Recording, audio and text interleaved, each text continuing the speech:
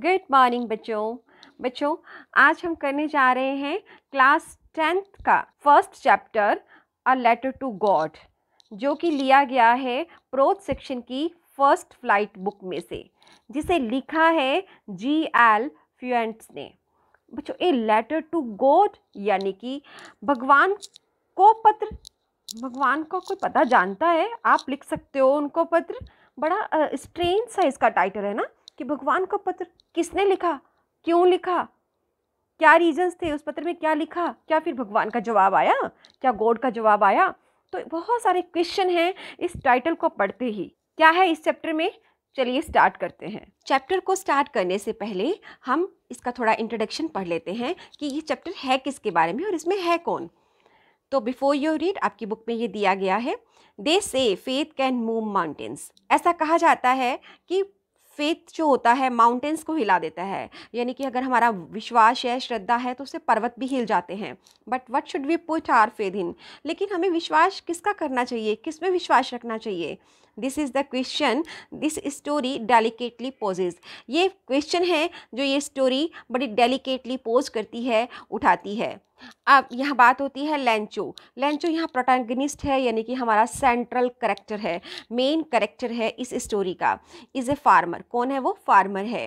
Who writes a letter to God, जो God को एक लेटर लिखता है। When his crops are ruined, जब उसकी पूरी क्रॉप्स जो हैं रोइन हो जाती है, डिस्ट्रॉय हो जाती हैं। एंड आस्किंग फॉर 100 पेसोस, और वो 100 पेसोस, पेसोस करेंसी है अमेरिका के किसी स्टेट की, तो वहाँ पे वो हमारे यहाँ जैसे रुपीज चलता है वहाँ पेसोस, तो वो 100 पेसोस के लिए मांगता है कि भगवान मुझे ये इतने पैसे चाहिए।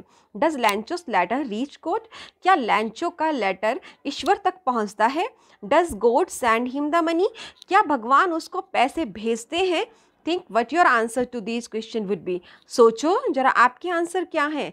अपनी इमेजिनेशन के जो घोड़े हैं वो दौड़ाओ और सोचो कि क्या आंसर होगा, भगवान ने उस उत्तर दिया होगा। And guess how the story continues, और गेस करो कि इस स्टोरी में आगे कंटिन्यूटी में क्या होगा। Before you begin to read it, इसे पढ़ने से पहले ज़रा सोचना कि क्या भगवान उसको वापस से पत्र लिखेंगे? क्या जो लेटर है या ईश्वर उसकी जो उसने जो आस किया है, जो उसने मांगा है, क्या उसकी मांग को पूरा करेंगे? चलिए ये सोचिए और हम लेटर अपना जो चैप्टर है वो शुरू करते हैं। The house the only one in the entire valley, घर जो कि पूरी वैली में, एंटायर मतलब पूरी वैली में, पूरी घाटी में, set on the crest of a low hill, एक छोटी सी पहाड़ी पर, उसकी एक हिल की जो टॉप पर था केवल एक घर। From this height one could see the river, इस ऊंचाई से, इस हाइट से हर कोई एक रिवर देख सकता था। And the fields of ripe corn dotted with the flowers, और कॉर्न के जो फील्ड्स थे, पके हुए कॉर्न के फील्ड्स यानी खेत को देख सकता था, डॉटेड विद द फ्लावर्स, जिस पर फ्लावर्स लगे हुए थे। That always promised a good harvest, और ये जो फ्लावर जो दिख रहे थे ये हमेशा से ऐसा पक्का हो जाता है कि अच्छी फसल होने वाली है। The only thing the earth needed was a downpour और एटलीस्ट ए शावर, सिर्फ पृथ्वी पर एक ही चीज़ की ज़रूरत थी। क्या थी? डाउनपॉर मतलब ड्रिजलिंग की या फिर शॉर की, यानी कि रिमझिम बारिश की ज़रूरत थी, हल्की फुल्की बारिश की ज़रूरत थी। थ्रू आउट द मॉर्निंग लैंचो, लैंचो हमारा यहाँ मेन कैरेक्टर है, who knew his fields intimately had done nothing else but see the sky towards the north east। पूरी मॉर्निंग थ्रू आउट, यानी कि जब सुबह का समय है, और लैंचो जो है जो अपने फील्ड्स को, लैंचो के बारे में यहाँ पे हुआ आया है, जो अपने फील्ड्स को इंटीमेटली बहुत क्लोजली जानता था। हैड डन नथिंग, उसने कुछ नहीं किया, but see the sky towards the north east, लेकिन वो स्काई की तरफ देखता था, नॉर्थ ईस्ट यानी कि जो दिशा है जहाँ से बारिश होने वाली थी, उत्तर पूर्व की दिशा, उस उत्तर पूर्व दिशा की ओर वो आसमान में देखता था। किसकी वेट कर रहा था? वो बारिश की वेट कर रहा था, क्योंकि रिमझिम की एक हल्की फुल्की बारिश की ज़रूरत थी उसकी फसल को पकने के लिए। तो हमें यहाँ ये पता लगा कि लैंचो जो है वो एक फार्मर है, और फार्मर नहीं, वो पुअर फार्मर है। दूसरी बात कि उसकी फसल पकी हुई है, वो वेट कर रहा है बारिश की, और वो बहुत ही हार्ड लेबरर है, बहुत ही इनोसेंट है and he had unshakeable faith in the generosity of God, और वह भगवान की दया पर, भगवान में बहुत ज़्यादा विश्वास रखता है, एक ऐसा फर्म फेथ जिसे कोई नहीं हिला सकता। अब ये कैसे शो होगा ये हम पढ़ते हैं। Now we are really going to get some water women, क्योंकि वो वेट कर रहा था तो वो बोलता है, वुमेन यहाँ उसकी वाइफ के लिए आया है। किसके लिए आया है? उसकी वाइफ है यहाँ पे। नाउ वी आर रियली, अब हमें कुछ पानी मिलने वाला है, यानी कि बारिश होने वाली है। The women who was preparing supper, अब वुमेन क्या कर रही थी? वॉज प्रिपेयरिंग सपर, वो सपर यानी कि रात का खाना तैयार कर रही थी। उसने उत्तर दिया, रिप्लाइड, यस गॉड विलिंग, हाँ ईश्वर की यही इच्छा है। The older boys were working in the field, जो बड़े बेटे थे वो खेतों में काम कर रहे थे। वाइल द स्मॉलर वंस, जबकि छोटे वाला, were playing near the house until the women call to them all, और छोटे वाला घर के पास खेल रहा था और फिर उस वुमेन ने उनको सबको बुला लिया। किस लिए बुलाया? खाना खाने के लिए। तो घर में जो भी था वो क्या कर रहे थे कि जो लेडी थी वो प्रिपेयरिंग सपर, और जो ओल्डर बॉय था वो वर्किंग इन द फील्ड, और स्मॉलर क्या कर रहा था? He was playing near the house. ठीक है, कम फॉर डिनर, उसने बुलाया कि खाना खाने के लिए आ जाओ। It was during the meal that just as Lencho had predicted big drops of rain began to fall.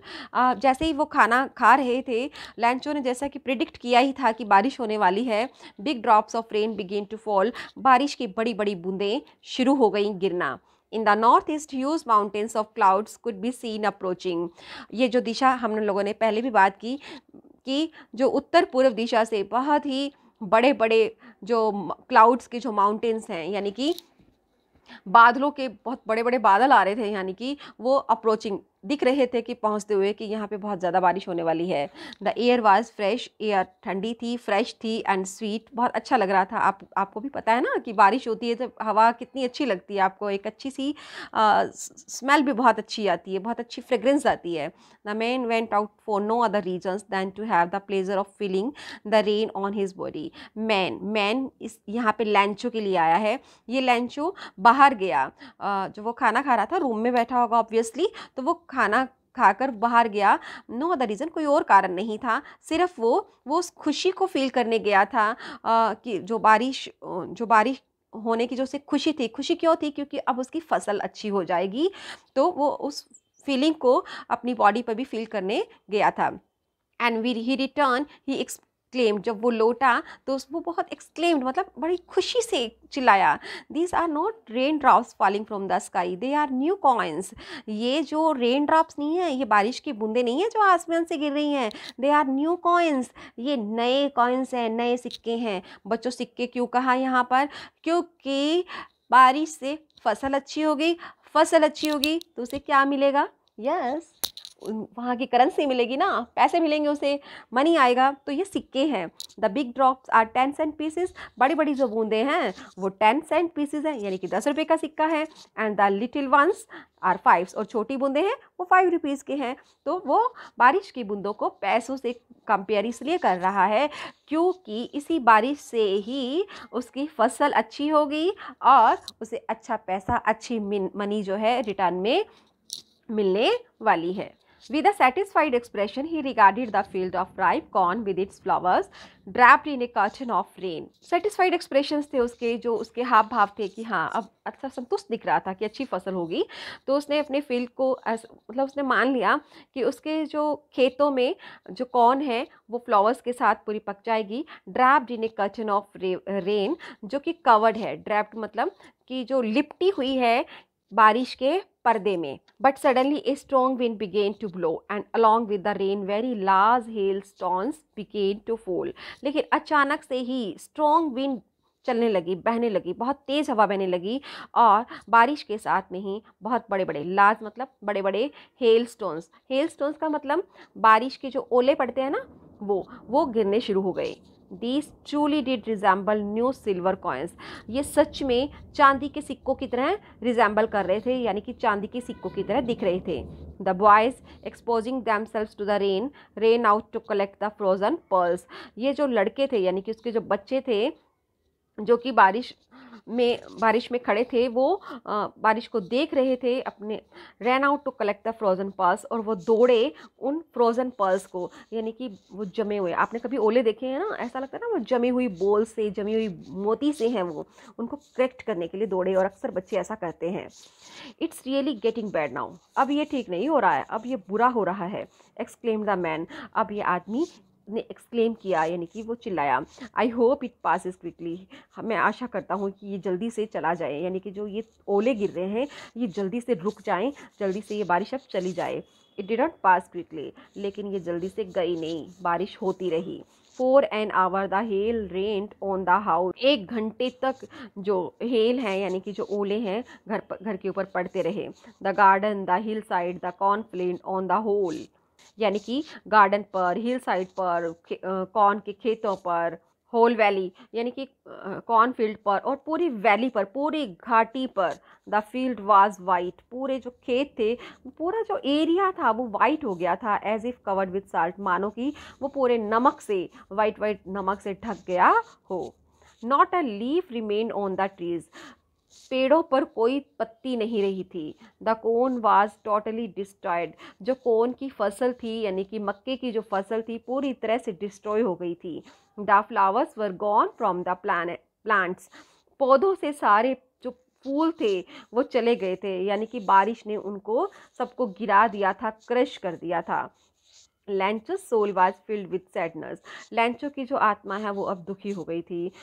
When the storm had पास, जब तूफान चला गया, he stood in the middle of the field, वो फील्ड के, अपने खेतों के बीच में, बीचों बीच में खड़ा हुआ था। And said to his sons, उसने अपने बेटों से कहा, a plague of locusts would have left more than this, कि अगर वो लोकस्ट क्या होता है, एक तरह के जो स्वाम्स होते हैं, कीड़े होते हैं, जो फसल को ख़राब कर देते हैं। आप लोगों ने भी सुना होगा कि बहुत सारे कोई नाम भी सुने होंगे कीड़ों के जो फसल को ख़राब करते हैं।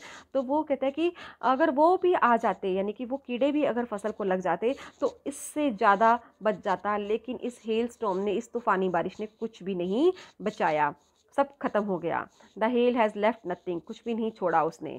This year we will have no corn, इस साल हमारे पास कोई मक्का नहीं, हमारी कोई फसल नहीं हो गई। That night was a sorrowful one, वो रात बहुत ही दुखी रात थी उनके लिए, क्योंकि थोड़ी देर पहले ही तो वो एक्सपेक्ट कर रहे थे कि बारिश होगी और बहुत अच्छी फसल होगी, लेकिन देखो, blink of an eye changed everything, यानी कि थोड़ी सी देर में ही सब बदल गया।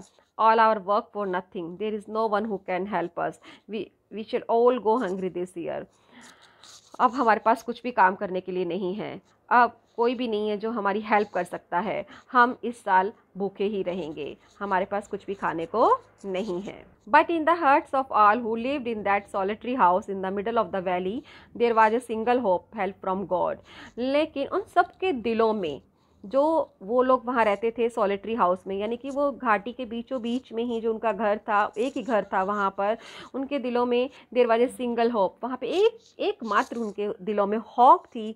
वो आशा क्या थी? हेल्प फ्रॉम गॉड की, मदद किससे मिल सकती है? ईश्वर से। यस, हम सब जब भी परेशान होते हैं, whenever we have problems in our life, we just remember one name, हम एक ही नाम याद करते हैं, that is God. So don't be so upset even though this seems like a total loss. Remember, no one dies of hunger. ऐसा upset मत हो, ऐसा लगता है कि हमारा सब कुछ खत्म हो गया है, पर याद रखो, no one dies of hunger, भूख से कोई नहीं मरता। That's what they say, no one dies of hunger. हाँ, सभी ऐसा ही तो कहते हैं, भूख से कोई नहीं मरेगा। हम भी तो कहते हैं ना कि जिसने पेट दिया है वो खाने को भी दे देगा। तो all through the night लैंचो thought only of his one of, पूरी रात को लैंचो सिर्फ एक ही आशा के बारे में सोचता रहा, द हेल्प ऑफ गॉड। वो क्या थी, वो आशा क्या थी कि जो उन्हें मदद मिल सकती है, वो किससे मिल सकती है? गॉड से, ईश्वर से। Whose eyes as he had been instructed see everything, जिसकी आंखें सब कुछ देख सकती हैं। ईश्वर को कहते हैं ना कि वो हमें सब देख सकता है, even what is deep in one's conscience, और यहाँ तक कि किसी के अंदर, किसी के अंतरात्मा में क्या चल रहा है वो भी ईश्वर को पता होता है। लैंचो was an ox of a man, लैंचो जो था ox of a man, ox of a man का मतलब वेरी हार्ड वर्कर, बहुत हार्ड वर्कर था वो, बहुत कठिन परिश्रम करता था, पूरे मन से करता था। Working like an animal in the fields, और वो एनिमल्स की तरह काम करता था फील्ड्स में। But still he knew how to write, लेकिन वो जानता था लिखा कैसे जाता है। हालांकि वो किसान था, पुअर था, बाकी सबको लिखना आता था, कहीं नहीं आता था, लेकिन उसे आता था।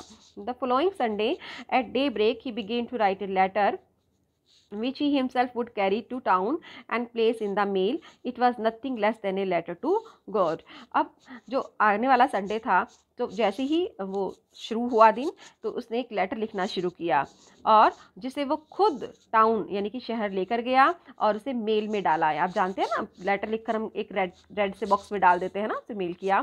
It was nothing less than a letter to God. ये और कुछ नहीं था, ये था भगवान को लिखा गया पत्र। God, he wrote, if you don't help me my family and I will go hungry this year. उसने लिखा कि हे भगवान, अगर आप हमारी हेल्प नहीं करते हो तो मेरी फैमिली और मैं जो है इस साल भूखे मर जाएंगे। आई नीड ए 100 पिसोस, मुझे 100 पिसोस की ज़रूरत है। पिसोस मतलब मैंने पहले भी आपको बताया, करेंसी है अमेरिका की कुछ कंट्रीज़ की।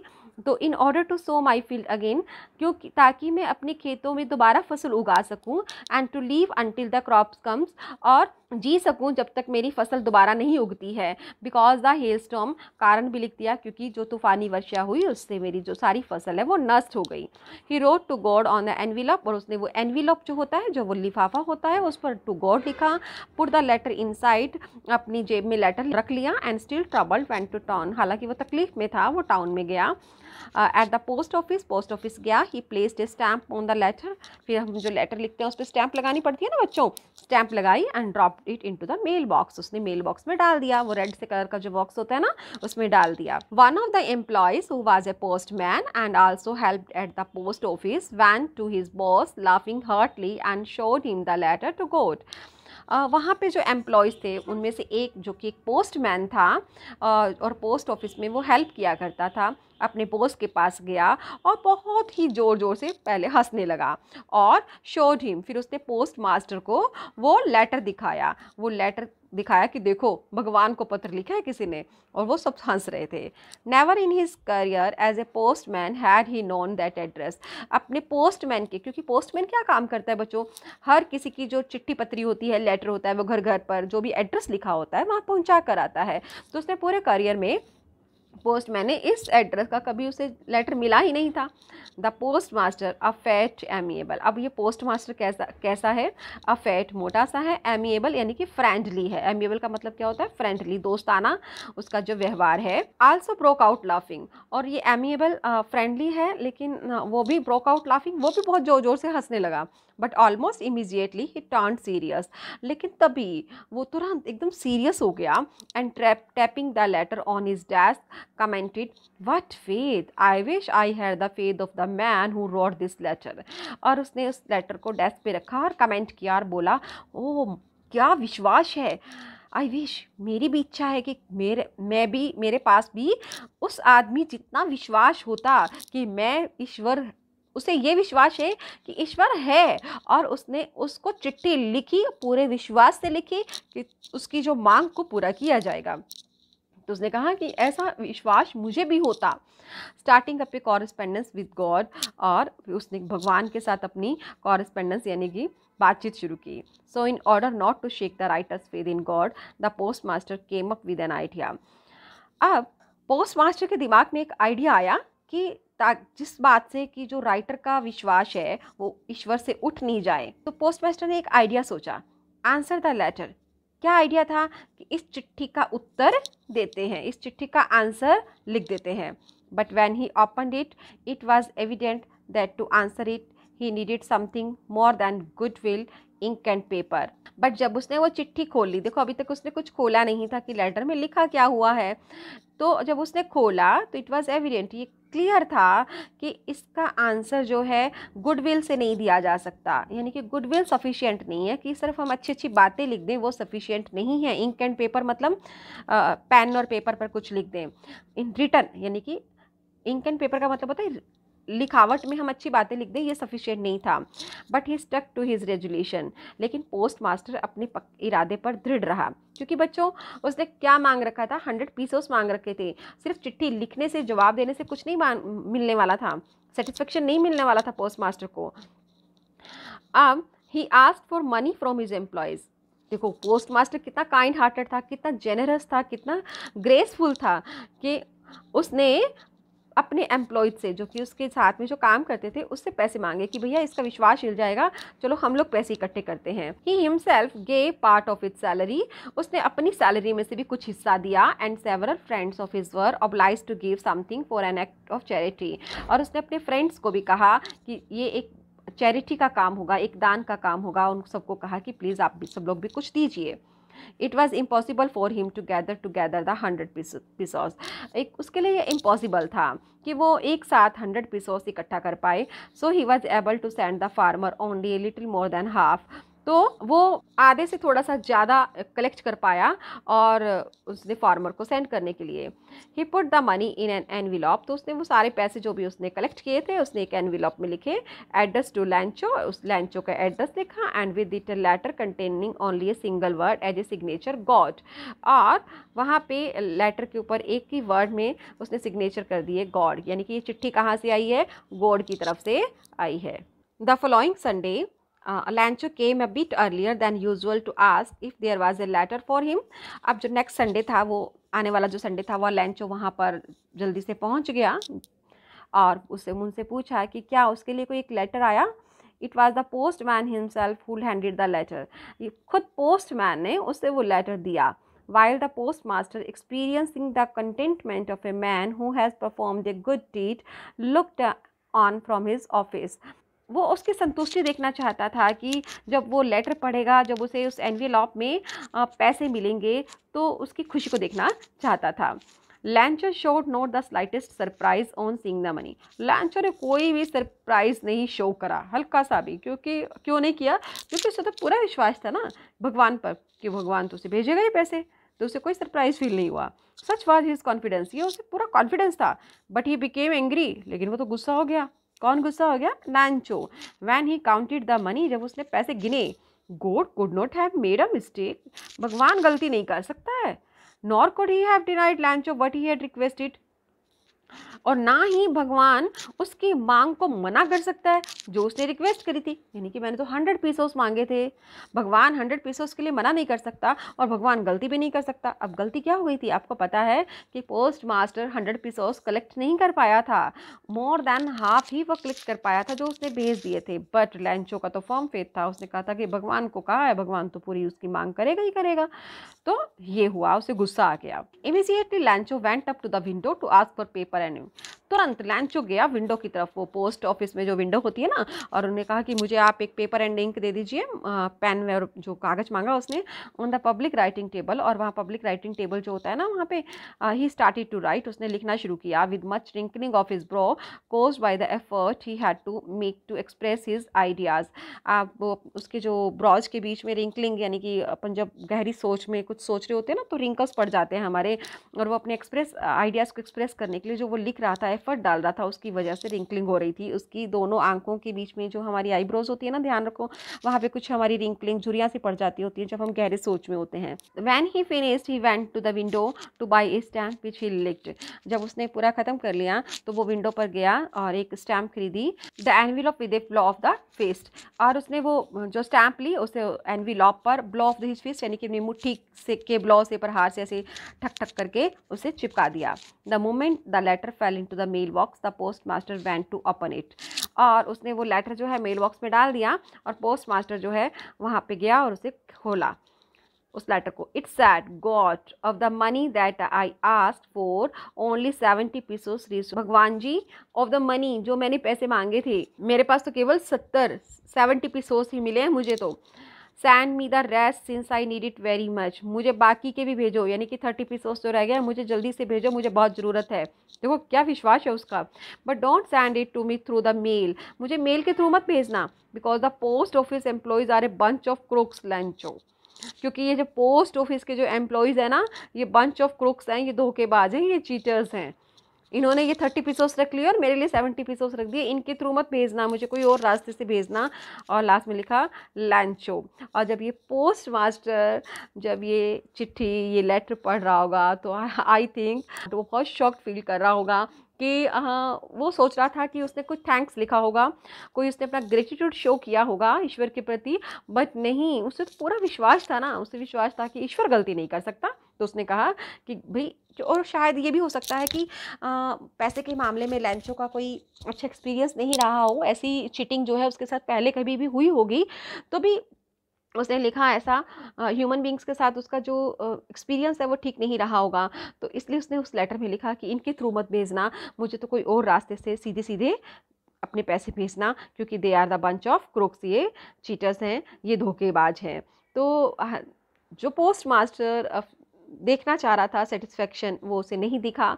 जो वो पढ़ना चाह रहा था थैंक्स या फीलिंग ऑफ ग्रेटिट्यूड की शायद लैंचो जो लिखेंगे, उसे वो नहीं मिला। But he was satisfied, he was contented that he had done a good deed, a kind deed, a kind help to a poor farmer as much as he could। जितनी वो हेल्प कर सकता था उसने वो हेल्प की। तो बच्चों, ये है हमारा चैप्टर, और बहुत ही प्यारी सी, बहुत ही एक हार्ट टचिंग स्टोरी है, और फर्म फेथ बताती है ईश्वर में लैंचो का। और ये बात सही है कि हम जब ईश्वर में पूरा विश्वास रखते हैं तो ईश्वर भी किसी ना किसी के थ्रू, देखो हमें नहीं मालूम ईश्वर है नहीं है कुछ भी, क्योंकि हम नहीं जान पाए अभी, अभी तो हम मानते ही हैं इस बात को, लेकिन कुछ तो है जो पूरी इस एग्जिस्टेंस को चला रहा है। और अगर हम सच्चे मन से प्रार्थना करते हैं तो ये प्रकृति, पूरा अस्तित्व या ईश्वर जिसे हम कहें, वो किसी ना किसी जरिए, किसी ना किसी मीडियम से वो हमारी हेल्प करते ही हैं, जैसे लैंचो की हेल्प पोस्ट मास्टर ने की। ठीक है बच्चों, अब नेक्स्ट वीडियो में हम इसकी क्वेश्चन आंसर करेंगे। थैंक यू बच्चों।